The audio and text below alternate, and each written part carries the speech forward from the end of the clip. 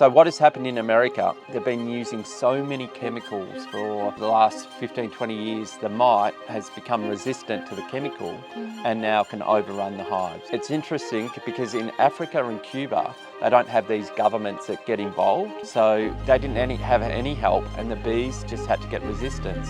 And now in Cuba, they've got one of the best organic honey industries in the world. Why this is important is because Australia can learn from Cuba and from Africa and what America has done wrong, because the chemicals are expensive as well. So it's like, why are we pushing this chemical regime? The chemical companies are intertwined with governments and they push that method so they can make money. Hello everyone and welcome back to the channel. Today I am here in Victoria with Simon from Save the Bees Australia, and we're going to talk about everything about bees and honey and just awesome stuff. Awesome, Chilli, and I know you've come from Tasmania, and Tasmania's got the best honey in the world, I think, the leatherwood honey. It tastes pretty good, but I love the eucalyptus honey. Ah, yeah, and great. tea tree. Yeah. So first things first, can you tell us a bit about yourself and what got you into natural beekeeping? Beekeeping itself, I found that I was trying to grow cucumbers. I had, a bit of an organic veggie patch and I got no pollination at all for cucumbers. And then there was this German guy, he lives about 10 minutes from here now, and he was selling honey, and one of my friends asked him how hard it was to get into beekeeping, and he said, get out of my property, I don't want you to know, and he was very protective. Yeah. So this Greek guy said to me, his name's Arthur, let's try to find beehives. And 10 years ago, it wasn't that easy to get bees. We ended up finding a Polish guy that lived in Flemington, and he had a few, you should never do this, but he'd snuck queen bees in from Poland, and he was so proud of his bees. Anyway, he was getting a bit old, and that was my first beehive. Wow. And so natural beekeeping, how are you different from the conventional? So all beekeepers are natural, pretty much in Australia till now. Okay. In the last 3 years, we got a mite, and that mite is presently decimating colonies all along New South Wales into Queensland. It's devastating, and it's quite hard for me because part of Save the Bees promotion for the last 10 years has been protecting the bees, and now the growers got in, and even these beehives behind me, I don't expect will be alive for the next 2 to 3 years. But natural beekeeping means we don't use miticides, we don't use antibiotics, we let the bees survive themselves and we work around their cycle. One thing the government has wrong, and generally the beekeeping industry have wrong, is not to let bees naturally produce. Yeah. So you've probably heard of swarming. Swarming is how bees naturally produce. And then the queen, she needs a lot of different genetics. So when she mates, it's with 50 different drone bees, and that gives you a big genetic pool. Whereas some of these commercial beekeepers, they try to select traits from a few drones, and then you get a weaker bee. But what natural beekeepers know, that if we let bees evolve through their own methods, they become resistant to diseases and they become stronger. Wow. So what traits would a beekeeper be training for? Yeah. So the honeybee we know is a bit like a Labrador dog. Okay. Over thousands of years, beekeepers got this creature that was very stingy, smaller, and had defensive traits, and we would gradually breed them to produce honey and to pollinate the crops we like, but also to be our companions. So you can see we can just relax here in front of these bees. They're so gentle, quite often I don't have to use a suit when I look after them. That's cool. Yeah. That's very cool. But that also has made them weaker. Yeah. And so when the mite, it gets onto my bees, they're so placid and kind that the mite will take them over. It's been reported that 60 to 80% of bees in the US are gone, they're dead, and that was last season. And Australia's looking the same. Bees are dying. So tell me, Simon, what is happening to the bees? 90% in America of commercial bees. Wow. That's what I'm getting. But I went to a beekeeping summit in Mullumbimby 2 weeks ago, and a lady there, Natalie B, she was a natural beekeeper. She didn't get any losses, nearly, and when she started out beekeeping, everyone told her that she wasn't allowed to, she wouldn't be able to make her bees survive. But what she did was she'd go out and collect swarms and the ones with those resistant traits, and now she breeds off them. And now all the commercial beekeepers are coming to her saying, can we buy bees off you? She said she was the only one in the beekeeping club with these big, powerful hives, stacked 8 boxes high or something. And they're all like, how are you keeping your bees alive? You're not using chemicals. So what has happened in America, they've been using so many chemicals for the last 15, 20 years. The mite has become resistant to the chemical and now can overrun the hives. Plus the genetics they're using are quite weak. It's interesting because in Africa and Cuba, they don't have these governments that get involved. So they didn't have any help, and the bees just had to get resistance. And now in Cuba, they've got one of the best organic honey industries in the world.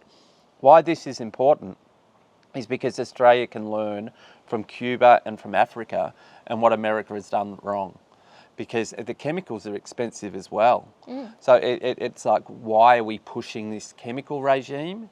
The chemical companies are intertwined with governments and they push that method so they can make money. But for Australia and our bees, it's devastating. But talking about those bee losses, 80% of hives in Australia are wild, like they might be in a hollow of a tree, a chimney, a wall of a house, all those areas. They're doing free pollination.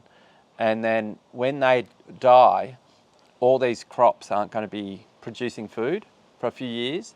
So you hear these conspiracy theories about food shortage, but food shortage is on the way. In Australia anyway. In New Zealand, when the mite went through, you could see their GDP dropped as a country, like quite considerably. I think it was around 15%. So that's going to happen here. We do have native bees, but to keep native bees alive, a lot of people go, why aren't we using native bees? But if you keep native bees alive, you can't use pesticides, and they've got to be permanently there. You can't move them in and out like honeybees. So with honeybees, they don't treat them too well, like commercial beekeepers. They'll put them on trucks, they'll drive them out to pollinate these crops, and then the farmer, once they're flowered, will ring them up and say, get your bees out of there, and then they'll spray the crop so with poison. So sometimes they even mistakenly do it before the beekeepers have moved their bees out and poison all their bees. But people are like, oh, why can't you use native bees on those crops? Well, it's because they're poisoned 3 or 4 times a year, so you have to bring the bees in. And like other things pollinate, like butterflies and ants and other things, but on these broad acre monoculture crops, nothing can live there because of the poisons. Yeah. And that's why when you go out to these areas, you're not seeing birds anymore, you're not seeing bats, you're not seeing frogs, because they've got nothing to eat, because the insects are the start of the food system. Yes, exactly. So how many native bee species do we have in Australia? At least 2,000. Wow. And most of them nest under the ground. Yeah. So one thing I've been talking about is, why hasn't there been a proper survey paid for to find out where all those native bees are and why they are? But we'd be extincting native bees before we're even discovering them. And that's evident in Queensland at the moment, where it's mandated for people to get poisoned, their properties, with an insecticide that kills every insect. There's no selective insecticide. They kill every insect. And in Queensland, they're using drones and helicopters. It's like futuristic stuff to poison properties. And they're aiming at killing an ant, but they're killing native ants that can probably stop the fire ant, and they're also killing native bees that live under the ground. And when I told the government about this, the government said, we know it's not going to kill honeybees. And I said, well, do you know that native bees live under the ground? And they said, well, what? Tell us more about native bees. They didn't even know that native bees live under the ground. That's ridiculous. And they're these people who are making the decisions to poison us. Ugh, that's crazy. That's actually infuriating. Can I quickly go back to varroa? Because varroa mite is considered around the world as the most dangerous parasite, and many have a powerful fear of it. But the argument is that if you don't medicate your bees with mite medication, like what's the one? Miticides, and like amitraz and things, that they'll all drop to the ground and die, and then that's it.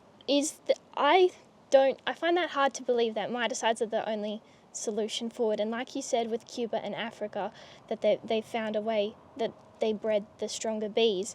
That's what I believe, that if you keep bees naturally, that they'll find a way to deal with whatever disease themselves. And if a colony dies, then another colony, a stronger colony, will yield stronger offspring, and then you can rebuild your apiary. So what I'm trying to say with all of that is, what is your opinion on varroa mite, and can we somehow genetically build a stronger bee?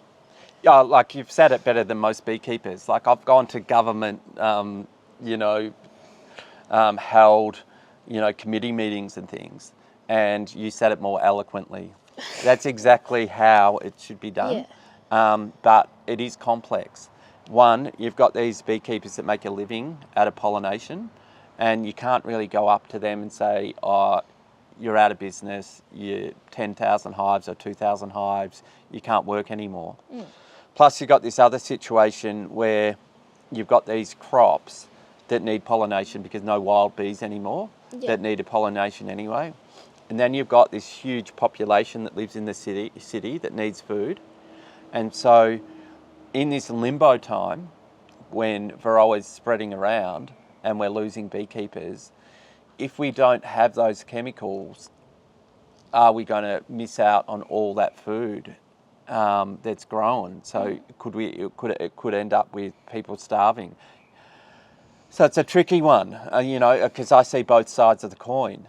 But there's also a few organic miticides like oxalic acid, which is made from wheat. It's just in most foods you get, in weeds that we get, like rhubarb leaves and things.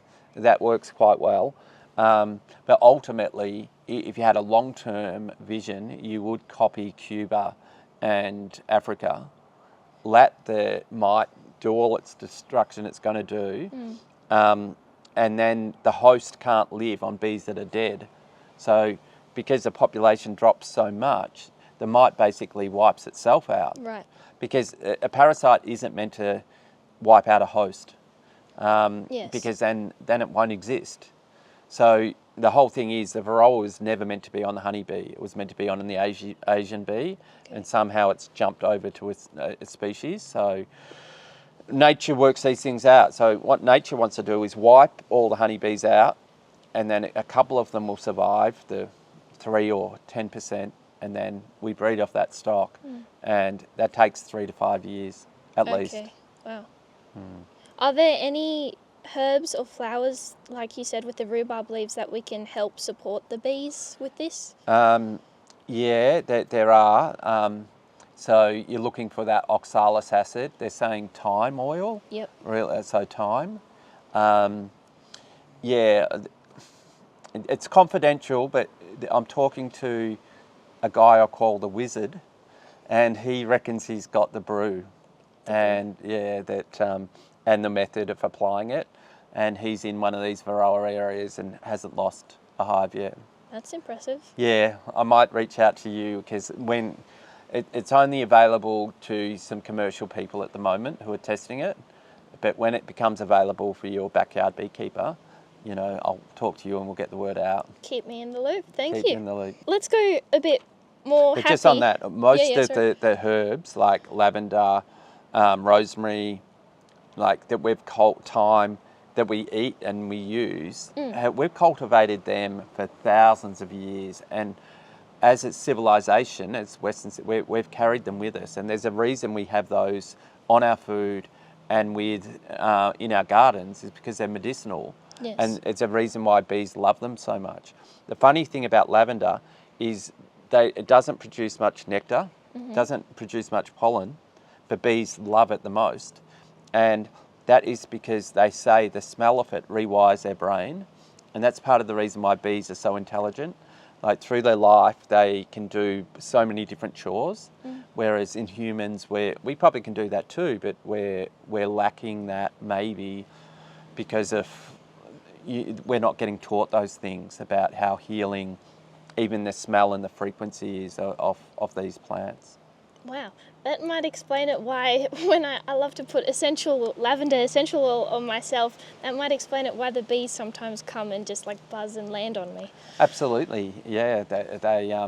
Another one is lemongrass oil. Like when I'm catching a swarm over spring, I can put an empty box out, put some lemongrass oil in there, and it smells like the queen's pheromone, and a colony will fly in from another area. That's cool. So what is the most surprising thing that you've learnt about bees? That bee venom is very healing. Oh, yes. That was one of the most surprising things. Like early in my days, I thought I should have put a lot of money into beekeeping, but I didn't have money at the time. And so I spent all my money on getting the bees in the box. So I didn't put much money into a bee suit. I got one off eBay for $20. And it was only a half suit, and there was a hive that was completely cranky, and one of them stung me in the plumber's crack. I opened the suit, and I got stung by maybe 100 bees. Whoa! And there was a Greek guy I was working with at the time. I ran into this room, and all dots were coming up all over me. And I said, "Quick, call the ambulance." But a homeopathic person had said to me, get the honey, rub it over, your skin, the honey from the same hive, eat the honey, and then you'll come good. And then it was like this ethereal experience, and I just felt good instantly. All the dots disappeared, and it was like I got rid of chronic fatigue or something. The next day I was just enlightened, and that was through the bee venom. That's amazing. Yeah, so that experience was sort of in some way even life-saving for me, and after that experience I started Save the Bees because I realised how healing bees were. I can see bee venom getting really popular. Gwyneth Paltrow, do you know who she is? Yeah, that actress. Yeah, she made Botox famous, so instead of getting like Botox, you get your face done. All right. Now, I don't know if you should be using it for vanity purposes. Yeah. But I think that it's also a WA scientist has found out it cures breast cancer. Yes. So that was surprising. But that whole part of the beehive is healing. The noise they make is the hum. The meditation's got that. Acupuncture was apparently first done with bees. Oh, really? Yeah, wow. That's how they invented acupuncture. And so it's as if God has given us a medicine cabinet. And, you can probably see why I feel like I've got this passion to protect it for that reason. Definitely. So, what is one myth about bees or beekeeping that you'd love to debunk for our audience? That beekeeping has to be expensive. Yes. I'd like to debunk that. Like you could literally get a box, put some beeswax in it and lemongrass oil, attract a swarm for free, and then put a lid on it, and then every, when you see a honey flow, lift it up, pull the honeycomb out. You can just use your hands to squash it, so you don't need a fancy spinner. Sieve it and eat it. And you don't need a bee suit because... bee suit is like, you'd need some training. Okay. Like smoke's free. Yeah. And like those smokers are handy to have. I don't know if you could make one of them yourself. There's probably some way you could do that cheaply, but that's one element of beekeeping that's true, is if I leave my smoker at home, I've had days where I'm like driven out 10 kilometres or half an hour and I don't want to drive home to get my smoker. And I've persisted and just thought, oh, you'll tough it out today, bees, I'll tough it out. And then I closed the big 2 building sites either side of where I got the hive out. So I would have been a lot better driving home to get my smoker. So that's an element. Right. Next question, next part. I'll read a statement and you'll say true or false, and of course you can also comment. I've heard this before. Bees don't fly, they levitate. What do you think about that? False. Okay. Do you want me to elaborate? Yeah, sure, go. Like honeybees, like I think they flap their wings 2,000 times a minute or something. So that would make you fly. But the bumblebees are weird, and I've only seen them in Tasmania. Yes. So you've got them there. They're friggin' huge. I don't know how they fly. They might be using some frequency. And I do, like, I've got down that rabbit hole of frequencies and vibration and lifting things, and like, how did they build the pyramids Yeah. and yeah, it does seem to think they had some knowledge of frequencies. And the bees definitely have that. Like when you catch a swarm and you put them, you know, the queen at the other end, there's some way they're communicating that is just makes you realise that they're onto a realm of knowledge that we're not into, we don't know anything about. That stuff is fascinating. I'm down that rabbit hole as well. Statistics show that beekeepers live longer compared to the average population. True or false? It was true, but now beekeepers aren't. Like, not all beekeepers are the same. Yeah. A lot of beekeepers now exploit bees and don't have that harmonious relationship with them. And I think that's where the damage is being done to them and the bee.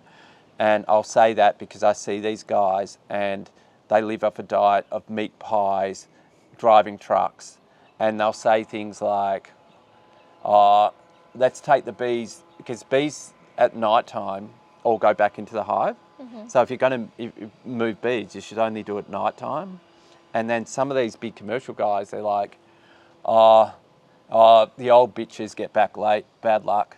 We'll let them get. You know, that's what they say, and I'm like, man, have some respect for this creature. They're literally keeping you alive.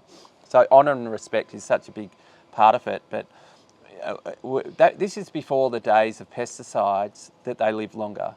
So just like the bees get affected by the pesticides, so do the commercial beekeepers.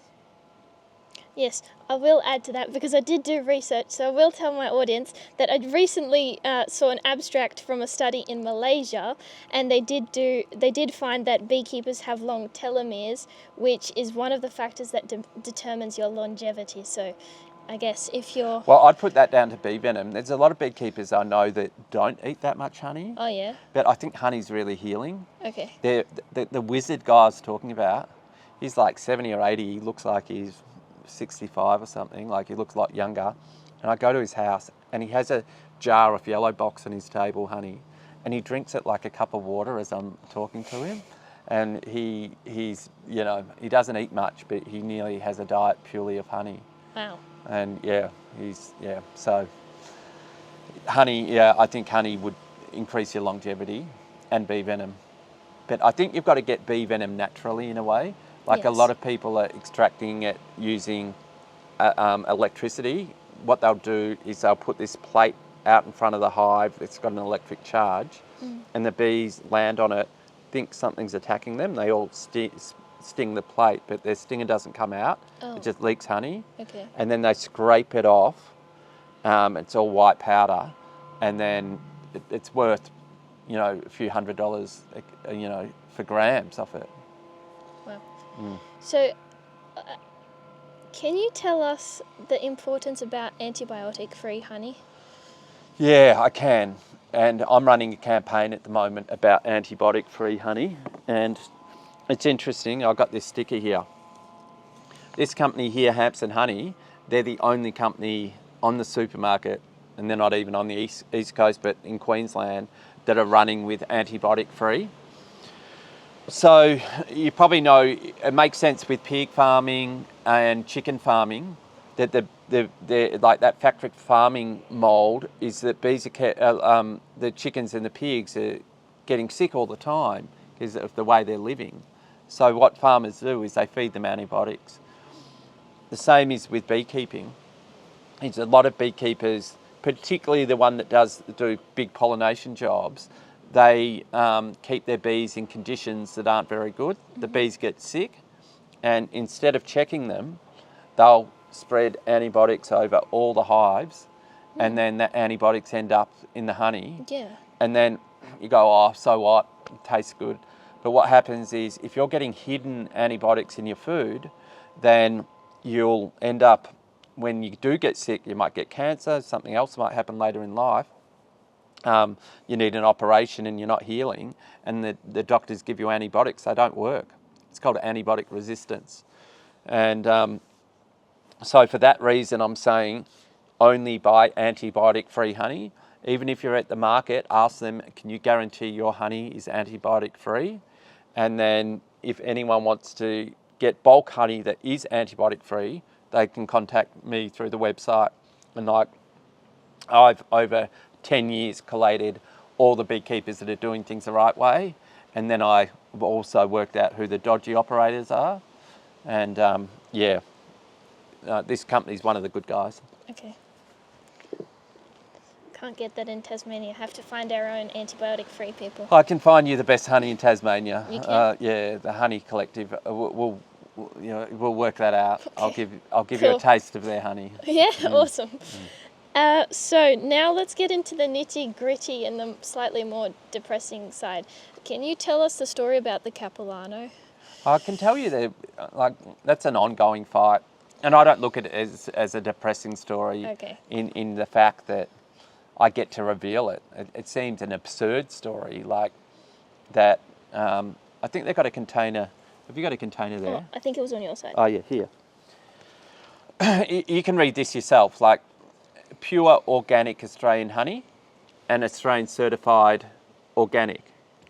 And then you read the words on the back. You have to, it's quite small writing. So Capilano's organic honey is sourced from eucalyptus forests and mixed blossoms that remain pristine and untouched. While our preference is to use Australian organic honey in times of drought and honey shortages, we may source quality assured international honey until Australian honey is available again. How dodgy is that? Or do you think? Like how can you do that? I don't know how they can do that. Anyway, I went out to their factory. I did a video, and I explained to people that, a truck driver actually explained it to me. He said, I'm delivering all this honey from China to Capilano. I'm like, it doesn't sound right. He goes, come out for yourself. And I went out, and it was like, in the country, they had this area, and it was just like a paddock filled with honey, a factory filled with honey, and it was all like it seemed like, I don't know what percentage, but from China you could see was written on the packaging. Oh yes. I went to interview people who worked there, and they kicked me out. So I stood out the front. I said, I thought they were for Australian beekeeping families, but look, it's all imported. Or the stuff behind me. It went viral, and then they took me to court. And I was naive in an excited way, like, yeah, the truth will prevail. But they persisted for 10 years in taking me back to court, getting articles taken down. And then in the end, we had an agreement, and the agreement was they wouldn't import honey anymore. It's sort of high five, that's a deal. And then 6 months later, they're importing honey again. And still I'd sort of, after fighting that long, I gave up the battle a bit. But then I was in the shops just before Christmas, and a mate was there saying, what honey should I buy? And I said, don't buy Capilano, they sued me. And then I went through a few other brands, and the algorithm picked it up. Like 700,000 people saw it on TikTok, and probably similar on Instagram. And then the legal letters started again, and I'm getting them to this week. That's but ridiculous. it's like sort of become desensitized to the letters. And like, I've always had this attitude, and it seems like you're similar. Like, we're not getting paid for today in the work we do, and like, so it's a love work. Then I look at the bees; they're not getting paid either. They just love the work. They just keep working, and that's a metaphor for, you know, that journey. I've just got to keep telling the truth, and realise that there's things that are more important than money. Those big corporations like money, that's all they think about. Do you want to talk more about the fire ant thing, or Yeah. we've talked about it a bit? We mentioned it. I think, like, what can people do though, and Yes. why you're so important. I think the most powerful people in the world are mums, and mums realise how much we've got to protect nature because they've got children and their future. And that's mum's been really powerful when I took on Capilano too, because their purchasing power makes a difference. And I thought the only way to really have an impact is affecting the profits. And what I learnt recently is that the campaign we're running is being so effective. And we found out the other day that organic farmers were getting forced to have their poisons on the property, but within those poisons, they're putting GMO corn and GMO soybeans. Ah, Yeah. that's not organic. No, that's not organic. So these farmers can't call their properties organic anymore. So they're going to sue. There could be a class action. And your audience, because you've got a lot of organic farmers as your audience, don't you? Yeah, I think so. That's my. So if you're an organic farmer audience, in yeah. Queensland and they poisoned your property without your consent, they email me. I'll try to find you someone to contact, because it's exciting, suing the government. So, what are some other ways we can help support the bees? Everyday people who don't necessarily have a beehive. Like native bees are like the future in your own garden. If you've got an organic garden, you know, you've got to create habitat that would support them. Yes. And last year, a friend has a massive sort of community garden. It's called the Revillaging Project. And he just put a heap of sand down. Someone else actually put it there for him. And all these native bees moved in and started nesting in the ground. Yeah, so if you can accompany like light gravel or sand next to your veggie patch, you might encourage blue-banded bees and the other species that live under the ground. I'm going to try that. I'm definitely going to try that. Is there anything you would like to add and say to our audience? Yeah, well, it might be the last opportunity you have of getting pure honey. Like Tasmania might have a bit longer than us, but someone told me maybe not. But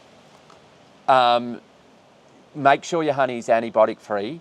Make sure you buy up in bulk. Honey, they say honey never goes off, but 4 years or so, it's best to have it within 4 years. Why is that? Just after 4 years, the medicinal qualities start to fade. Okay. But beeswax, I don't know if you've make things with beeswax, candles, cosmetics, lip balms. Yeah. Same thing for beeswax. If you can buy beeswax now and you could keep it, it'll be the last pristine beeswax you might ever have. So you can like put that in, it's like save it like Bitcoin or something and put it away, keep it out of sunlight, and it'll last forever. Both honey and beeswax were the first currency that civilization used. It was so valuable, and now it's making a comeback. It's like gold. Is there? How can we support you, and where can we follow you? Save the Bees Australia on Facebook and Instagram, mainly are the accounts I use. Yep. I do have a YouTube called Save the Bees Australia, I think, but I haven't done much long form stuff in the past, but I might do that in the future. But there is an email list as well if they go to the website at beethecure.com. Cool. Well, that's a great interview. Thank you so much, Simon. Thanks, Chilli. It's been a pleasure talking to you. I'll put all the links to your socials and your website in the description. And everyone, thank you so much for watching. Stock up on honey and beeswax because you'll need it. Thank you for watching. Don't forget to like, subscribe and share, and I'll see you next time on Chilli's Farm. Bye.